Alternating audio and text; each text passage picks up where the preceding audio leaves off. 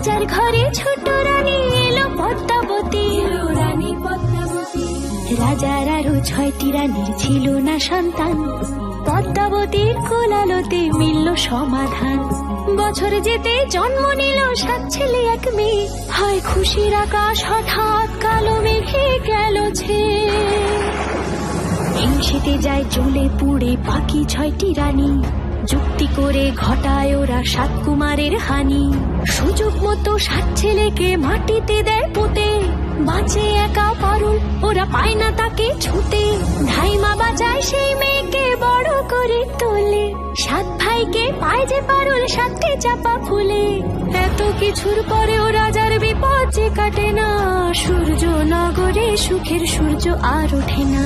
হিংসা বিবাদ বিচ্ছেদ আর প্রেমের কাহিনীতে পারুল বোন কি পারবে 7 ভাই চম্পাকে জাগাতে?